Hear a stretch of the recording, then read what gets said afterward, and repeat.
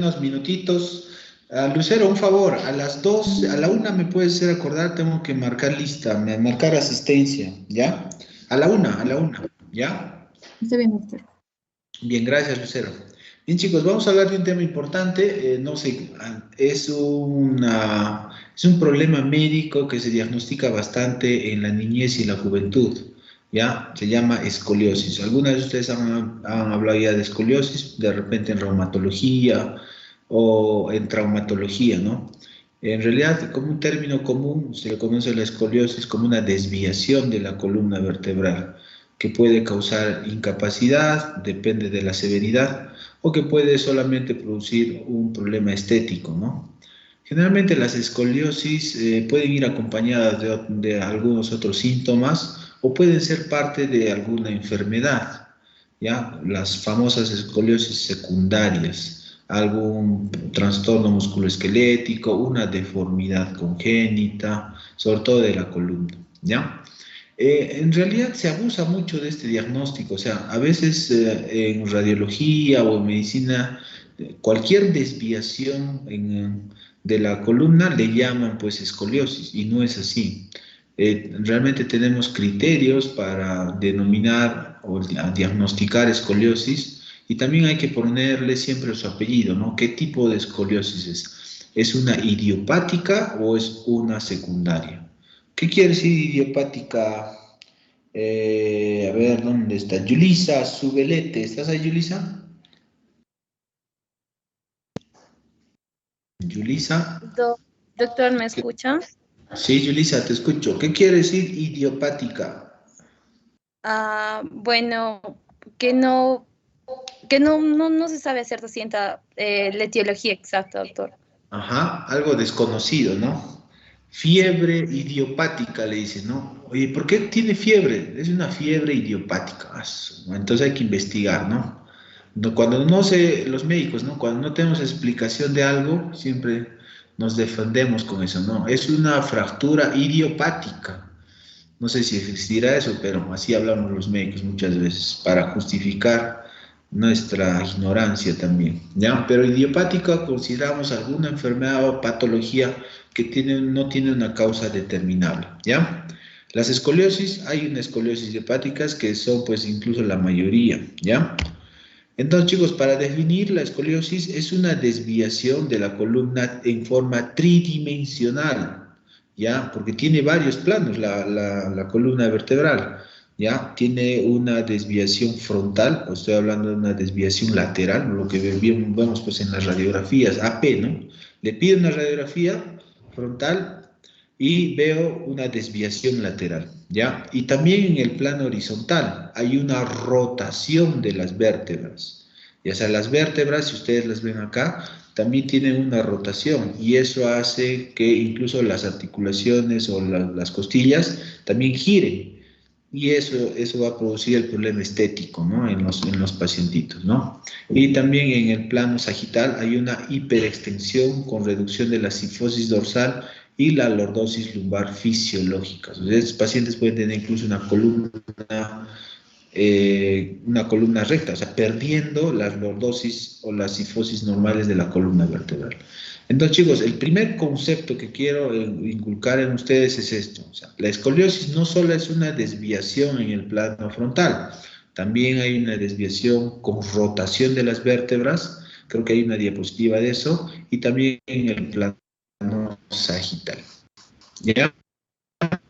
Segundo concepto, no existe escoliosis menos de 10 grados. ¿Ya? Alguien toma una placa, ve que hay una desviación, ¿no? Y ve que esa desviación tiene 6 grados. La señora tiene su hijo escoliosis, no existe eso. Generalmente en las guías de práctica clínica, en las sociedades de medicina física, incluso hay una sociedad de escoliosis en América, en Norteamérica, en lo cual definen a la escoliosis como una desviación mayor a 10 grados. ¿Y cómo, doctor, voy a saber si es mayor? Puede ser 11 grados, ¿no? 12 grados. Entonces, para eso tenemos una regla que la tenemos que usar, ¿ya? Hay una fórmula, hay un método para medir la angulación de la inclinación de la columna vertebral o de la escoliosis, ¿ya? Entonces, toda desviación lateral que sea mayor a 10 grados, recién la denominamos escoliosis. Si hay una rotación de, no sé, pues 6 grados, 8 grados, no entra en el concepto de escoliosis, ¿ya?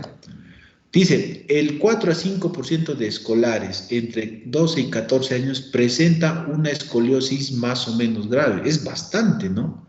Imagínense 4 a 5 de 100, son 5 personas, ¿no? Son 5 personas. La otra vez, hola, hola. Alguien está esperando acá en la... acá, solicita unirse. Todos estamos, ¿no? En clases, o sea, alguien está escuchando algún pitillo por ahí. ¿Alguno de ustedes? No, no. ¿Alguien levantó la mano? ¿Alguien quiere decir algo, chicos? ¿O no? No. Se me escucha bien, se me escucha bien, ya. Muy bien, regresamos entonces a mi diapositiva. Entonces, les comentaba que alguna vez nosotros, los médicos, con los licenciados de terapia, hicimos un estudio pequeñito, porque fuimos a un colegio y empezamos a ver problemas posturales de niños, ¿ya? Posturales, entendiendo como posturales alguna postura sifótica, alguna alteración en las rodillas, por ejemplo. Ahora hemos hablado de genovalgo, algún problema en la cadera, etcétera, etcétera, ¿no? O problemas ortopédicos caseros. Entonces determinamos que por lo menos 15 a 20% de niños tenían problemas de postura. ¿Qué quiero decir? Tenían esa postura sifótica, ¿no? Porque usan mucho celular, la tablet, etcétera, ¿no? Estoy hablando de hace como 4 años, por si acaso, ¿ya? Pero no escoliosis como tal, o sea, con una radiografía, etcétera, o sea, bien definida, creo que encontramos 3 niños, no había un gran número, ¿ya? Pero esto sale en la bibliografía. Ahora, la proporción de mujeres a varones es pues altísima, o sea, cada 4 o 5 mujeres por cada varón. O sea, es una patología muy frecuente. El 80% corresponde a mujeres y el 20% a varones. Hay también una explicación de eso, del sexo, por si acaso. Y dice acá, es importante su despistaje o detección precoz para instaurar medidas terapéuticas conservadoras que eviten su progresión. O sea, una tingencia bien importante es, ¿para qué yo hago el diagnóstico de escoliosis? ¿Cuáles son cuál es mi pronóstico? ¿Cómo es el... ¿Cómo es la proyección en el tiempo de la evolución de una escoliosis? ¿Y cuál sería la ventaja que yo diagnostique a un niño con escoliosis desde temprano?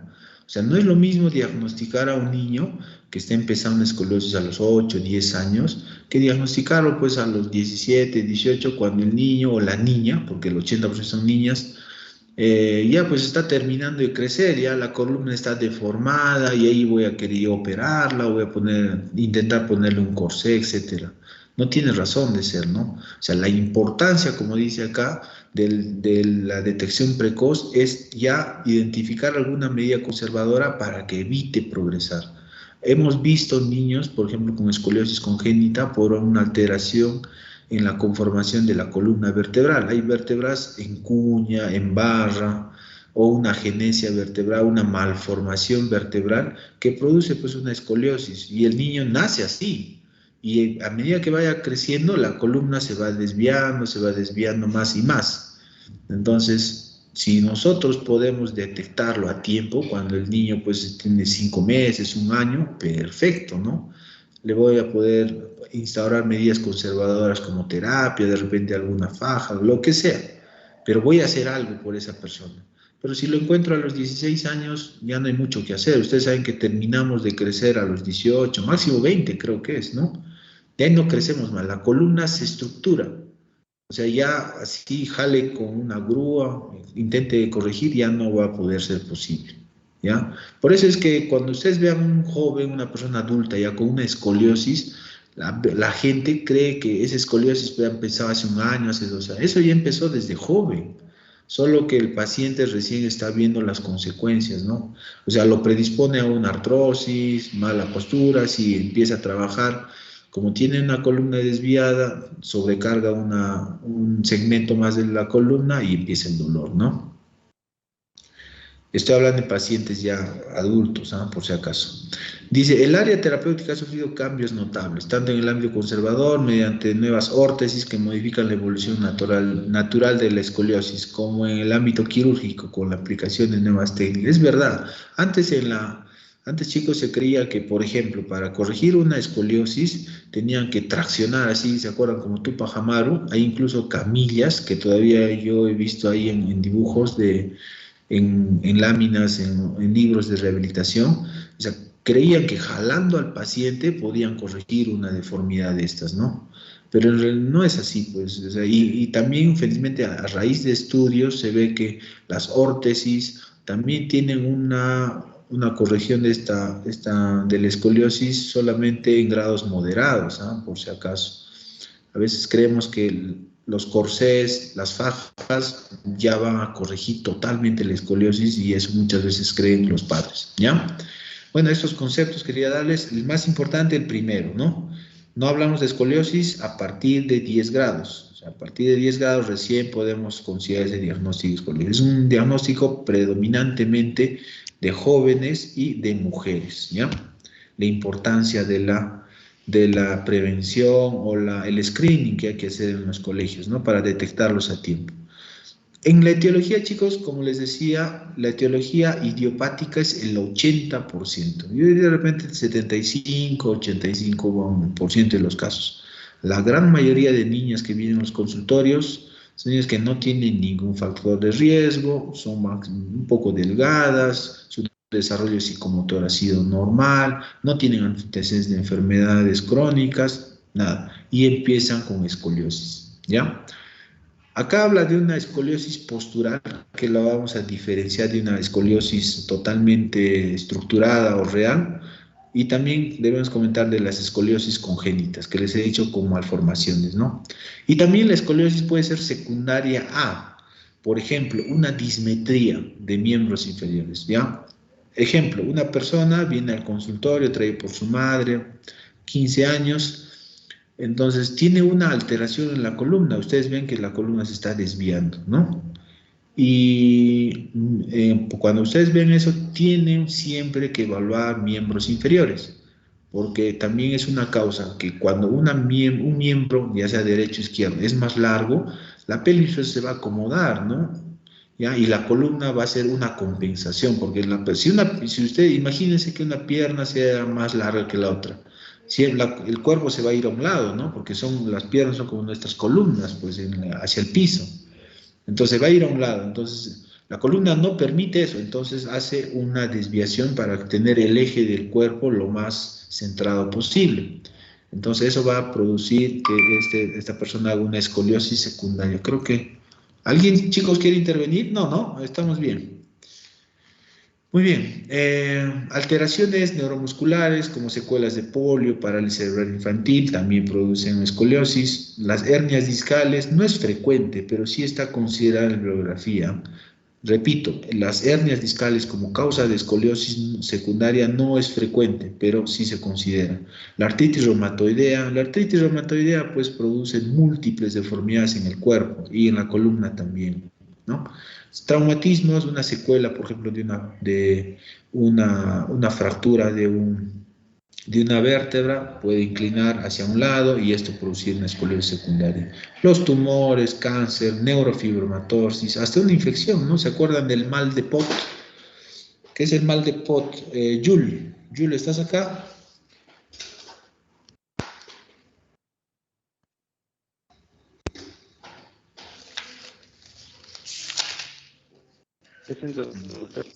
Hola, Jules. No puede. ¿Qué es el mal de Pot, Jules? ¿Qué es el mal de Pot? El mal de Pot sería una enfermedad crónica por parte.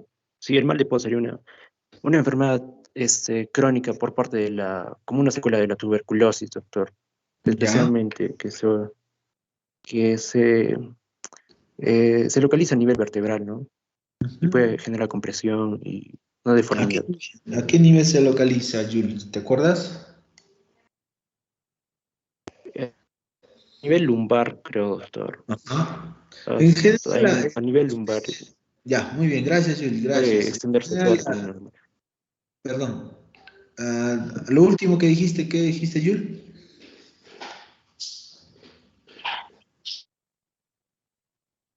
Jules, ¿estás ahí?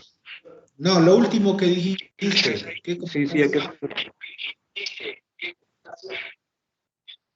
que puede afectar la columna. Mi audio creo que está un poco mal. Ya. En realidad la tuberculosis es una enfermedad multisistémica, ¿no? Te puede afectar a cualquier tejido, ¿ah? Chicos, ¿se me escucha bien? Sí, doctor. ¿Se me escucha bien?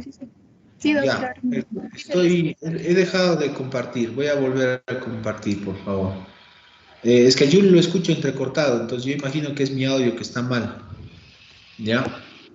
Ya, muy bien. Entonces estamos quedando la tuberculosis, ¿no? A mí, cuando era estudiante, he visto bastantes casos de tuberculosis que no, pues en los pulmones, ¿no? Lo clásico es que te dé una TBC pulmonar, pero he visto en columna, vejiga, tejidos linfáticos, TBC en el ojo, en el hígado, en el estómago, hay de todo, ¿no? De todo, en los riñones, en la piel, TBC en la piel. Eso en el hospital regional, no sé si ustedes han tenido oportunidad, pero hay bastantes casos, sobre todo de la selva o de las comunidades altoandinas, bastante. Entonces, la tuberculosis también hay una TBC ósea, ¿no? Que puede producir una artrosis en las articulaciones. En la columna, el mal de Potts, más o menos el 90% se localiza pues a nivel de L1, L2. Ya no sé por qué, sinceramente, le gusta esta zona a la TB y secundaria generalmente a una TBC pulmonar, ¿ya? Y eso puede ser también una causa de deformidad vertebral de los discos y esto puede producir una escoliosis, ¿no? O sea, no son lo frecuente. Acá, como bien dice la lámina, las más frecuentes o la causa más frecuente son las idiopáticas, o sea, no tiene una explicación totalmente clara. Acá les he puesto una clasificación por su flexibilidad, por ejemplo, en las no estructuradas o en las estructuradas, ¿no? Flexibles, no hay una rotación, dice, ¿no? De las vértebras. En realidad, chicos, acá no lo diferencia bien y esto quiero dejarles bien en claro. Acá quiero comentar este tema. Quiero que ustedes quiero que ustedes diferencien bien, y esa es de la finalidad de esta clase es que diferenciemos bien entre una actitud escoliótica de una escoliosis verdadera. Ya, repito, hay que diferenciar bien cuando hablamos de una actitud escoliótica de una escoliosis verdadera. En la actitud escoliótica y en la escoliosis, el paciente tiene una mala postura. No sé si se ve mi mouse, chicos, acá. ¿Ya? ¿No? En la parte izquierda, cuando dicen en la actitud escoliótica, el paciente tiene una mala postura, tiene un hombro hacia un lado, hacia el otro lado, ¿ya? El hombro está caído, etcétera, ¿ya? Tiene esa mala postura, pero cuando se flexiona, o nosotros le hacemos el test de Adams, esto se llama el test de Adams, chicos, o sea, flexionarlos a los pacientes lo más desnudos posibles, repito, lo más desnudos posibles, está con shortcito, las chicas usan un brasier, ¿no? Acá, y hay una simetría en la espalda, no hay un desnivel, pero en las escoliosis verdaderas, cuando nosotros le hacemos agachar, hay una desviación, hay un desnivel acá, hay una jiba que puede ser predominantemente derecha o izquierda, de acuerdo a la rotación de las vértebras. Repito, ¿cómo diferenciamos una actitud escoliótica de una escoliosis verdadera? Al paciente le hago un test de Adams, le hago flexionar la columna, ¿no? La cadera y veo que acá es como que estaría saludando, ¿no? Los chinos saludan así agachándose. Y acá no encuentro, hay una simetría total, o sea, está totalmente planito. Pero si ven la escoliosis verdadera, como hay rotación vertebral, el paciente tiene pues ahí una jiba, ya sea derecha o izquierda. Y es incluso la puedo medir, esa altura de esa jiba. Incluso hay unos escoliómetros para ver cómo está el grado de rotación de las vértebras y el grado de escoliosis. ¿Ya? ¿Se está entendiendo eso? ¿Ya? Pero hay una parte que les decía acá, de las no estructuradas, dice postural entendiendo acá como escoliosis le llama como una actitud a la actitud escoliótica lo pone sinónimo como una escoliosis y no es así. Y también acá postural le dice secundaria a una dismetría de miembros inferiores. Por supuesto, si va a haber un desnivel, un miembro más largo que el otro, por supuesto que la columna va a ser una escoliosis secundaria, pues, ¿no? Y también no estructurada. Las estructuradas o no flexibles, donde hay una rotación de cuerpos vertebrales, les llaman las idiopáticas, congénitas, neuromusculares. ¿Ya? Ahora, por el valor del ángulo, el ángulo que eso lo vamos a ver ahorita, las escoliosis se pueden dividir en leve, moderada y severa. Leve, menos de 20, ¿ya? Pero más de 10, ¿no? Porque les he dicho que la escoliosis no tiene pues 8 o 6 grados, tiene que tener más de 10 grados, ¿ya? Tendría que ser entre 10 y 20, la moderada entre 20 y 40, ¿ya? Y las severas mayor de 50. Ustedes me dirán, doctor, pero si tengo un paciente con 45 grados, ¿cómo la consideraría? ¿Leve o severa? ¿O moderada o severa? En algunos libros, severa las ponen desde 45, chicos, ¿ya? Repito, en algunos libros la moderada le ponen hasta 45 y a partir de 45 para arriba las severas, ¿ya? Entendiendo eso, por favor, ¿ya? Según la localización, hola, ¿alguien quería hablar? Sí, doctor, disculpe interrumpirla, ya va a ser la una. Ya, gracias. A ver, hacemos un stop de 30 segundos. Gracias, Lucero.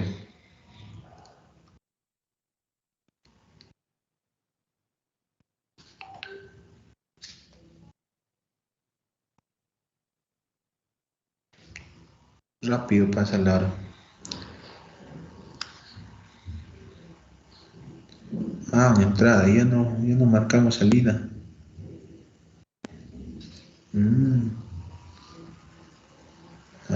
Ya. Pensé que marcábamos salida. Muy bien.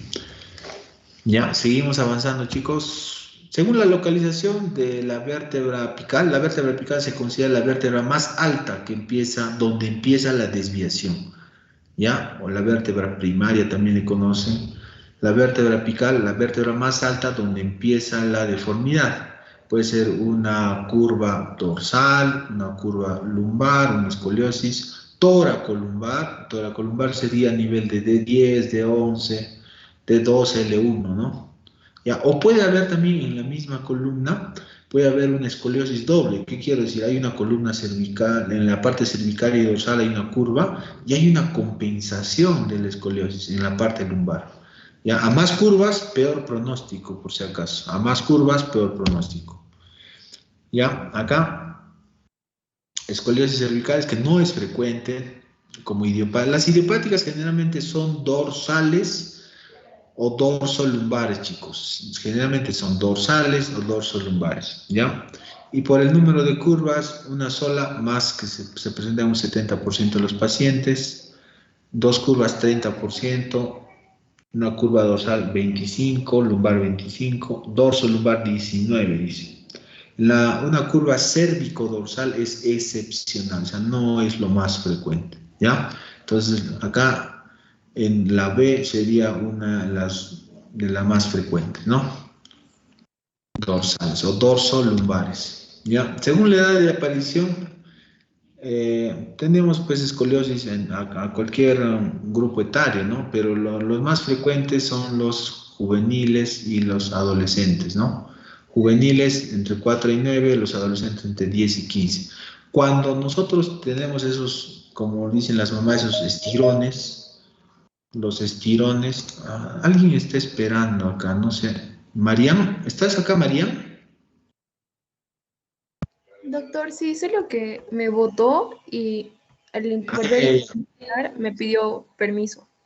Ah, ya, ya, pero ustedes entran con vuestro código, creo que con vuestro código tienen acceso a todo, ¿no? No debería pasar eso. Bueno, sigamos. Infantiles, juveniles, adolescentes y del adulto a partir de una, o sea, es, yo diría, muy difícil que una escoliosis se dé, pues, a pesar de que el paciente ya terminó de crecer, ¿no? Tendría que ser una escoliosis secundaria, ya por algún otro problema médico, ¿ya? Pero una escoliosis idiopática generalmente se da cuando los niños hacen sus crecimientos rápidos, ¿no? Tenemos dos curvas máximas de crecimiento en la adolescencia, a partir de los 8 10 años y a partir de los 15 16 en los varones, por ejemplo, ¿no? Las mujercitas que ya están empezando a menstruar, ya su tasa de crecimiento disminuye bastante, ¿no? Pero las niñas crecen incluso antes de los varones, ¿no? Incluso antes de los varones, entre los 11 13 14 años, ¡bum!, se da un estiro, ¿ya? Entre los síntomas y signos de la escoliosis, generalmente vamos a ver síntomas posturales, mecánicos, ¿ya?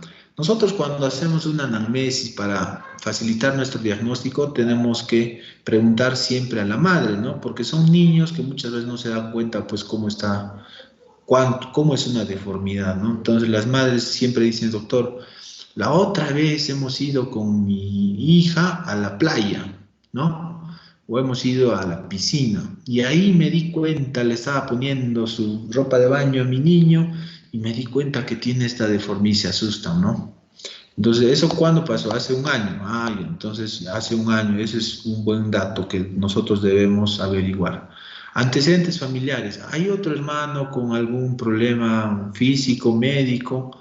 ¿Hay algún familiar que ha tenido este problema? La otra pregunta que yo les hago, ¿no? ¿La escoliosis se hereda o se hereda la predisposición a hacer una escoliosis? Eso les pongo de pregunta, ¿ya? ¿A qué edad han aparecido estos síntomas, no? Es muy importante saber eso. No es lo mismo, ya les he dicho hace un momento, que la escoliosis no tiene el mismo pronóstico que cuando yo lo descubro a los 6, 8 años o cuando ya el niño está terminando o la jovencita está terminando de crecer a los 16, ¿no? No es lo mismo, ¿no? Ambos tienen diferentes pronósticos, ¿no?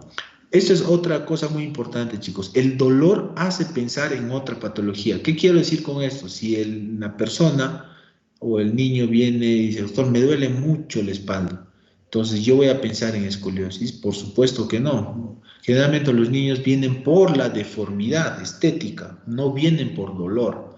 O sea, es rarísimo que a un niño le duela y tú pienses en escoliosis. No es la asociación adecuada. ¿Ya? Incluso puedes pensar, incluso el dolor te hace descartar la escoliosis, ¿ya?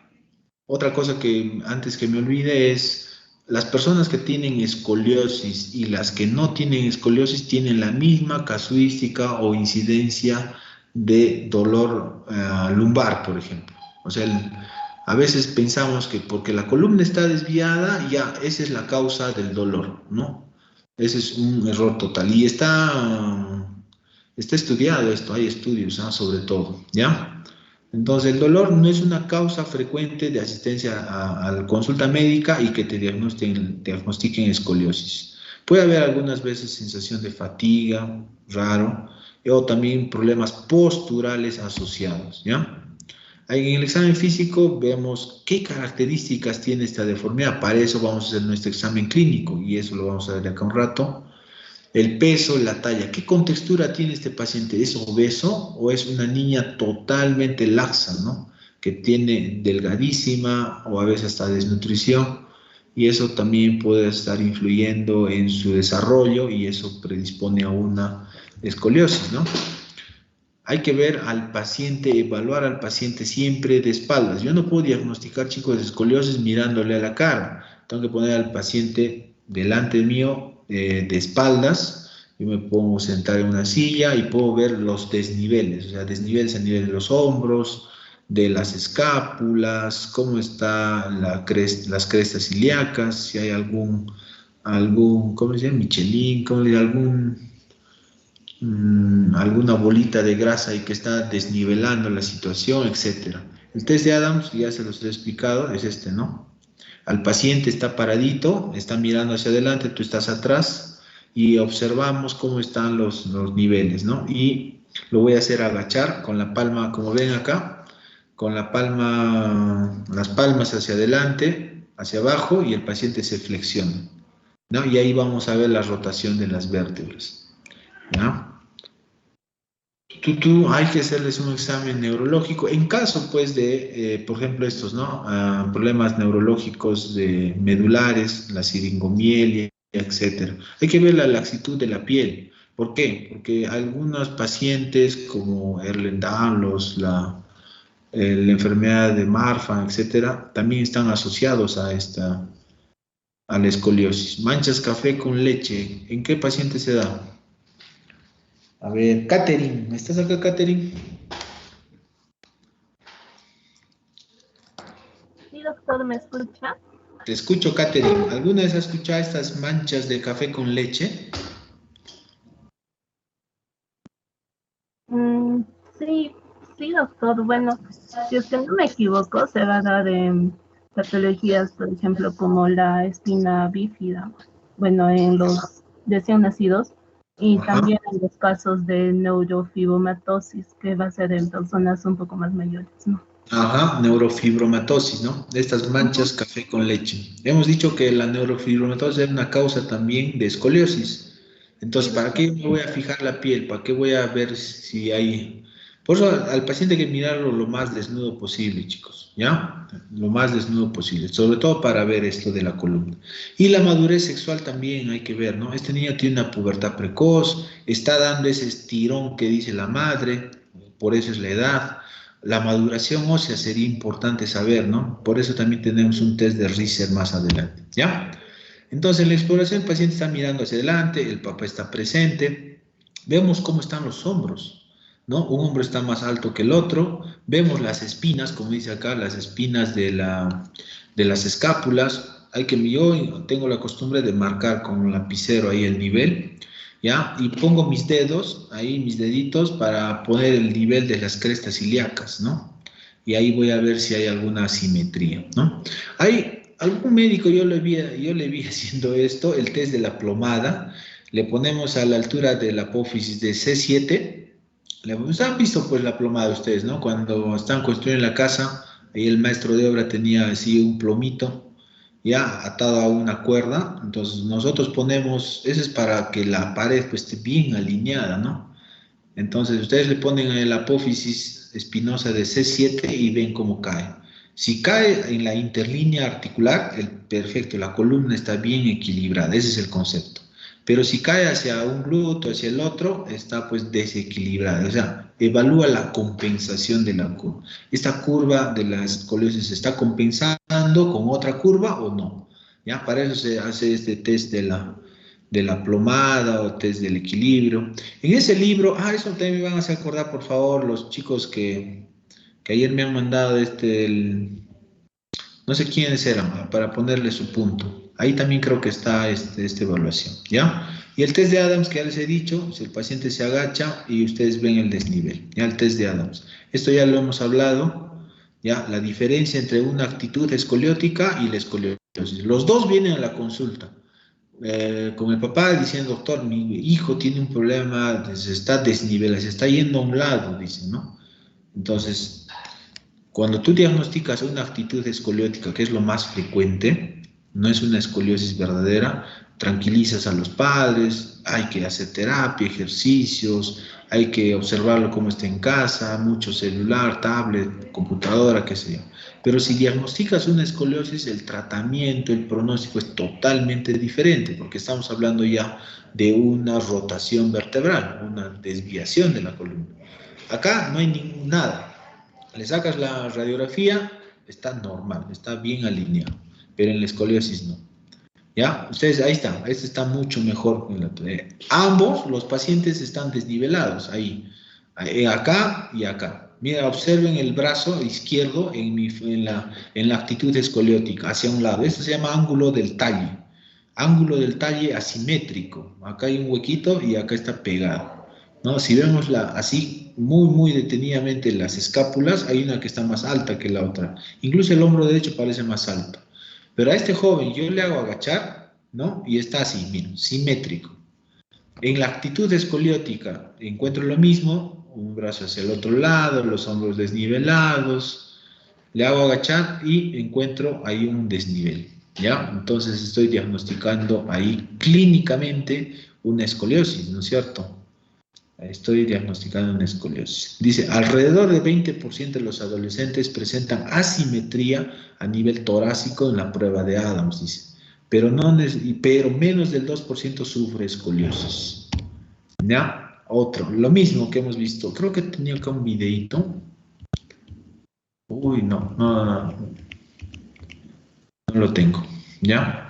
Esto, chicos, es el escoliómetro. Es una placa que tiene acá una villita, una rueda, no una villa, pues una esfera de metal. Ya, cuando tú lo pones acá, ya la villa o el metal se va a ir a este lado, ya, una esfera de metal, se va a ir, y ya más o menos te indica el ángulo de esta escoliosis, Este es para ver cómo es la rotación de las costillas, ¿no? Cuando tú les haces el test de Adams, ¿ya? ¿Qué más? ¿Algo más por ahí? Signos de sospecha de escoliosis no idiopática. ¿Ya? El dolor intenso, dicen. Debut precoz, progresión muy rápida. ¿Ya? Alteraciones neurológicas. ¿Ya? Disminución franca de la movilidad, alteraciones cutáneas generales, alteraciones cutáneas lumbares. O sea, signos de sospecha de escoliosis no idiopática. ¿Ya? El dolor lo diferencia. Otra. Ahora, yo ya he evaluado a mi paciente, he hecho una anamnesis. Entonces, ¿cuál es el paso siguiente? Ya le he hecho su test de Adams, etc. El paso siguiente es hacerle una radiografía. Yo tengo que confirmar con mi radiografía y estadificar o cuantificar o ver la severidad de esta posible escoliosis. Y para eso voy a pedirle una radiografía, una AP y una lateral de pie, ¿ya? De pie.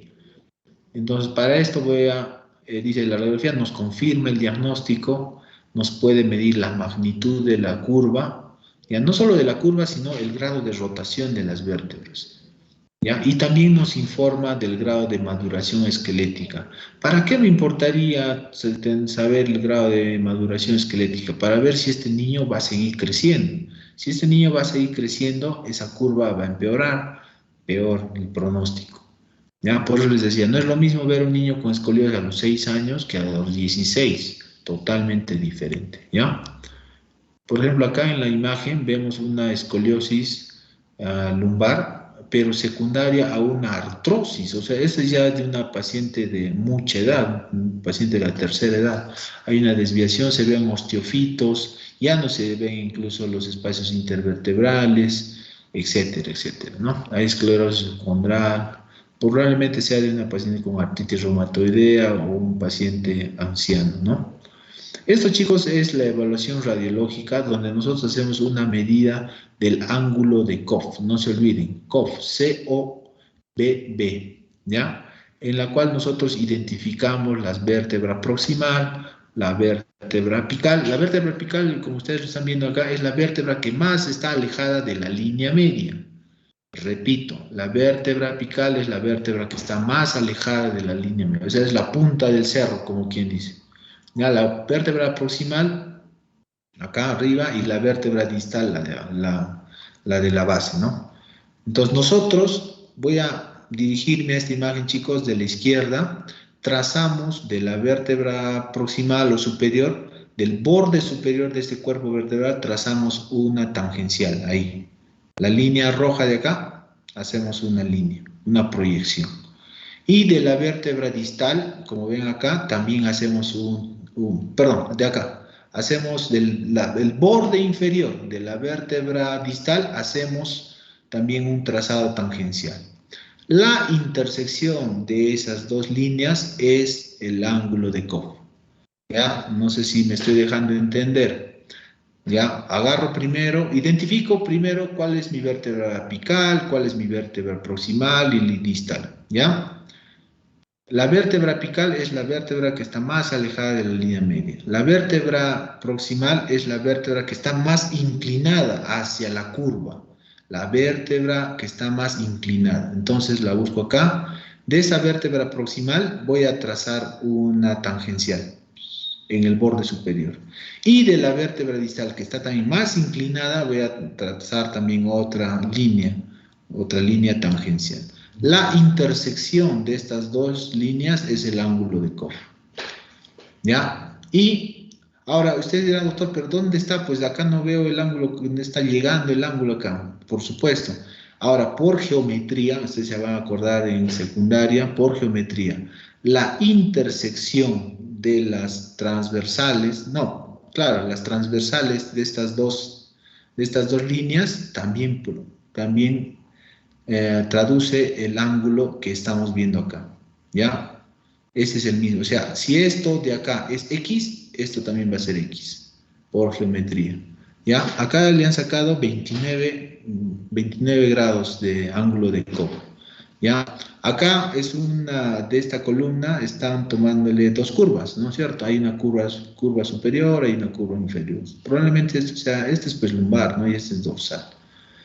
Ahora, ¿estas dos curvas se pueden superponer? Por supuesto, se pueden superponer. Entonces tú hallas tus ángulos y de acuerdo a eso estadificas, ¿no?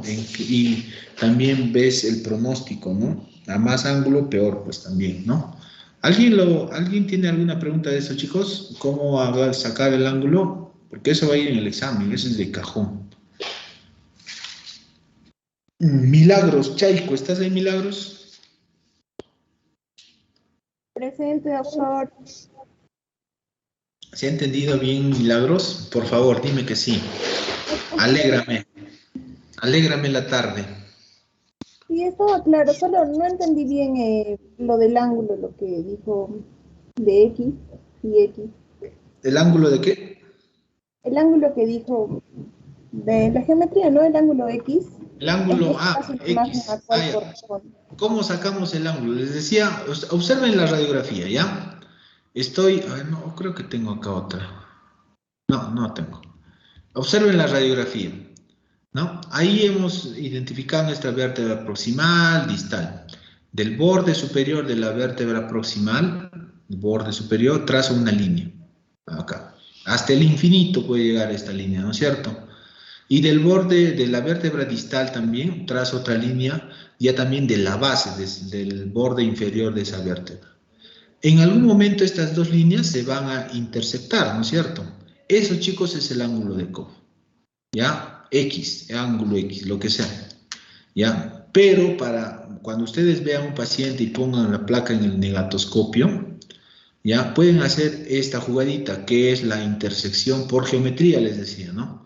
Que es la intersección de las perpendiculares de estas dos líneas, ¿ya? Entonces, si esto era X, les decía, si esto era X, por geometría, esto también es X, ¿ya? Eso no les puedo discutir a los que estudian geometría, porque eso es lo que dice la bibliografía, ¿no?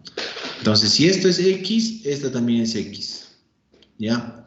Entonces, si acá te salía, por ejemplo, ahora, doctor, cómo sé que este es 29? Ahí tengo, pues, mi goniómetro, ¿no? ¿Se acuerdan del goniómetro que hemos visto la semana pasada? Agarro mi goniómetro y mido, pues, o mi escuadra, pues, ustedes han tenido la escuadra todo el colegio, ¿no? Entonces, esto, por ejemplo, puede medir 30, 50, lo que sea. Entonces, vemos la angulación o el ángulo de Koff, ¿ya? Muy bien, ahí hay un montón de esto, en videos también para que lo repitan, y si quieren en las prácticas también lo hacemos, si alguien tiene dudas de esto, ¿ya? Ahí está, esto es lo que hemos comentado también, ¿no? De los grados. Ahora, este es en el plano AP, ¿no es cierto? Ahora este es en la lateral. Doctor, ¿y cómo saco acá? Igualito, o sea, nosotros tenemos una cifosis dorsal fisiológica, ¿no?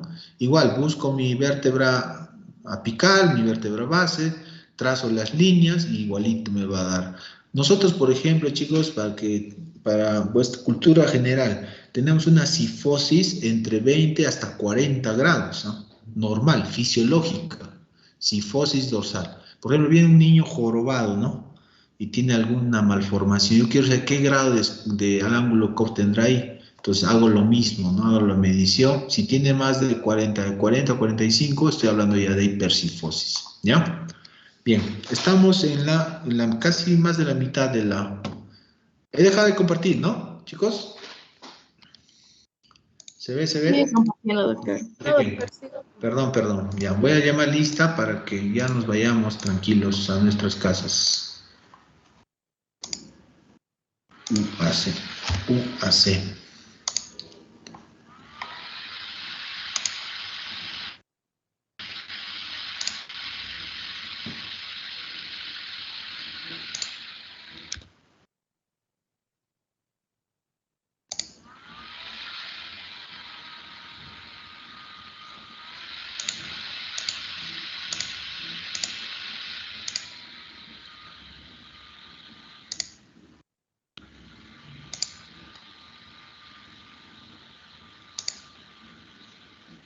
Ya, chicos, atentos. Yul,